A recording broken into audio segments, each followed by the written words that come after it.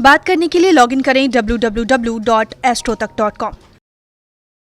कांच का ज्योतिष में किस ग्रह से संबंध है? कांच यानी ग्लास मुख्य रूप से शुक्र से संबंध रखता है, लेकिन अलग अलग रंग का ग्लास होता है, अलग अलग रंग का कांच होता है जो इसे अन्य ग्रहों से भी जोड़ता है।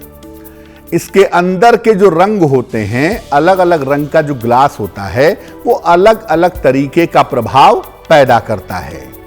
कांच जितना ज्यादा पारदर्शी होता है, ग्लास जितना ज्यादा ट्रांसपेरेंट होता है, उतना ही ज्यादा शुक्र के निकट होता है। और जब आप जीवन में कांच की वस्तुओं का, ग्लास मटेरियल्स का ज्यादा इस्तेमाल करते हैं, तो इसका प्रभाव आपके जीवन में, आपके शुक्र के ऊपर पड़ने लगता है। दैनिक जीवन में, डेली लाइफ में हम कांच का इस्तेमाल करते ही करते हैं।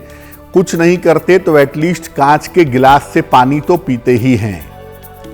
देखिए, घर में सामान्यतः मैं कहूंगा कि कांच की वस्तुओं का प्रयोग कम करना चाहिए। जैसे बहुत सारे लोग कांच का गिलास, कांच का प्लेट, कांच के बोल्स, इन सब चीजों का इस्तेमाल करते हैं, तो जहां तक संभव हो अपने घर में कांच की वस्तुओं का प्रयोग आप कम करें, क्योंकि ज्यादा कांच का इस्तेमाल करने से शुक्र को ताकत मिलेगी, और शुक्र अगर ताकतवर होगा तो इमोशनल पार्ट जग जाएगा।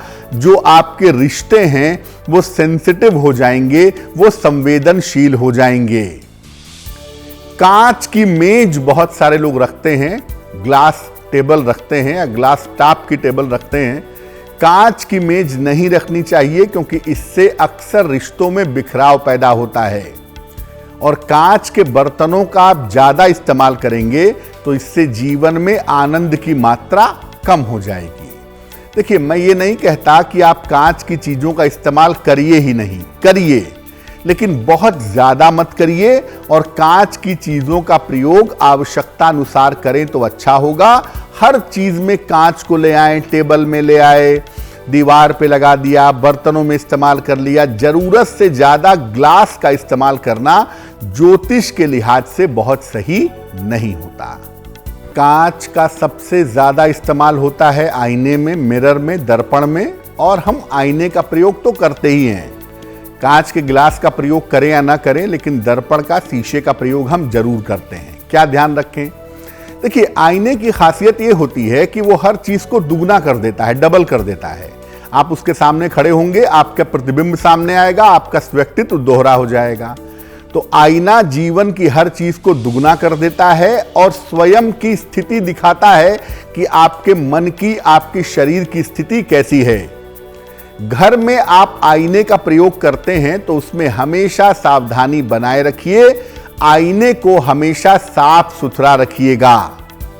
घर में बहुत ज्यादा मिरर या बहुत ज्यादा आईने हर जगह मत लगाइएगा, और जहां भी आईना लगाएं वहां लाइट अच्छी होनी चाहिए, ताकि जब आप आईने में चेहरा देखें तो वो परफेक्ट दिखाई दे।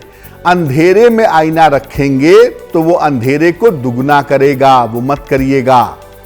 और सोने के कमरे में, बेडरूम में वैसे तो आईना लगाइए ही मत, लेकिन अगर लगाते हैं तो अपने पैरों की तरफ मत लगाइएगा। पैरों की तरफ आईना लगाना अच्छा नहीं होता।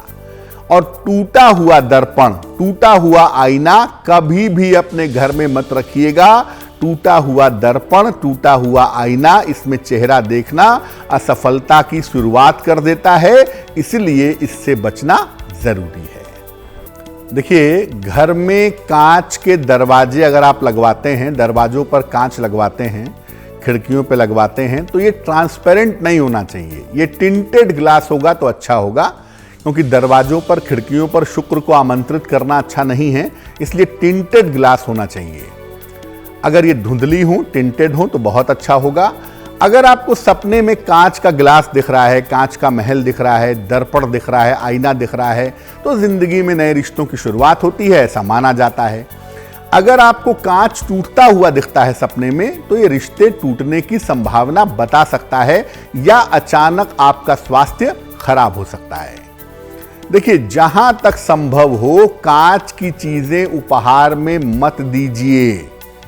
अगर आपको किसी को ग्लास देना ही है तो स्टील का दे दीजिएगा, लेकिन कांच का ग्लास, कांच के टी सेट्स, ये सब उपहार में देने से बचिए, क्योंकि ये रिश्तों को सेंसिटिव बना देते हैं, रिश्तों को संवेदनशील कर देते हैं, जो कि बहुत अच्छी स्थिति नहीं है।